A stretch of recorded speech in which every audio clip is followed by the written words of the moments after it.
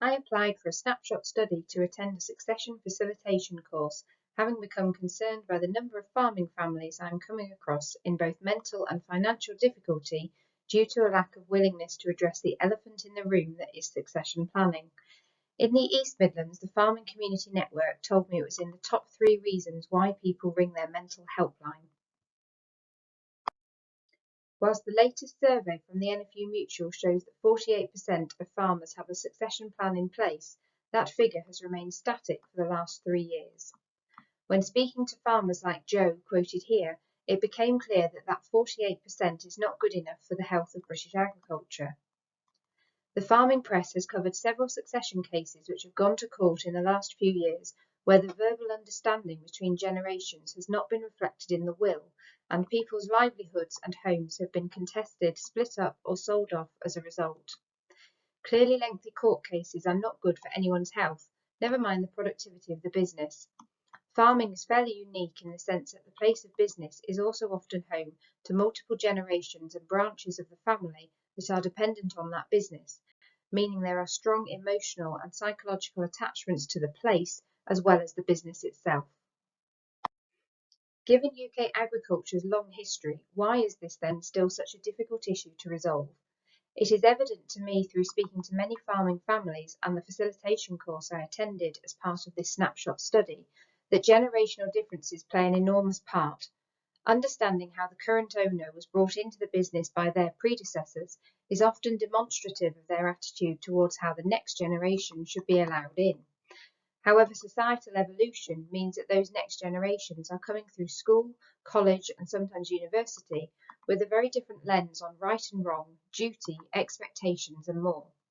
What was an unwritten, blindly accepted rule 80 years ago is no longer accepted by today's generation, which causes conflict on how to even approach the topic, despite it being well documented that keeping silent on succession is causing anxiety, conflict with spouses and children, and in the worst case scenarios, people to regret investing years of their life in the family business. I also wonder how much our culture plays into this in Britain. In other countries, farm data is shared freely between neighbours to help all improve their productivity, whereas in England we tend to play our cards much closer to our chests, especially when it comes to emotional and financial matters.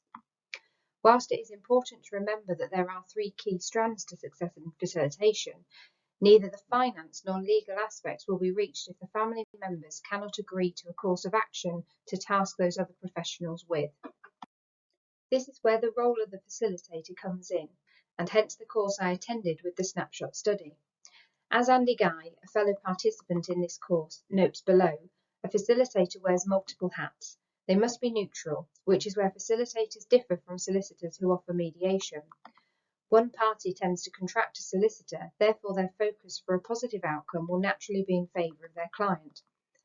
Due to the niche nature of farm businesses, the facilitator must have a thorough working understanding of farming families, homes and business types. The facilitator is there to create an environment in which all are able to speak without fear of reprisal, interruption or loud voices dominating due to sheer force of character.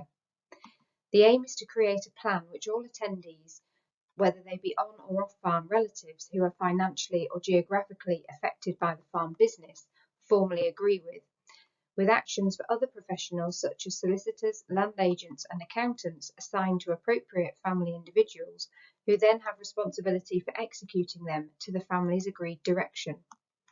Understanding some basic psychology and different communication tactics formed a much larger part of the course than I anticipated, and as is often the case, leads to some self-reflection before you can put yourself in the facilitator's chair with any degree of integrity. Before I attended the course, I was convinced of the need for more people to be able to offer support where the challenge of succession is limiting expansion, innovation, and the individual's own development, and I'm even more certain of that now, especially having spoken to a number of other professionals. Another participant on the course, Matt, was able to be there as his grandfather had handed the farm down to his father early and begun a very healthy tradition of semi-retirement, leaving him free to pursue other interests later in life. Due to farming being a 365-day-a-year job, it becomes for many their sole reason to get out of bed, intrinsically meshed with their sense of well-being, self-worth and place in society, so much so that handing over even a small part of the business is a mental block. Matt was attending the course to give himself the skills and confidence to help peers who often ask him, how had he done it? As he has the time, having followed his father's footsteps of building skills and identity off-farm, allowing him to hand it down long before his pension kicks in.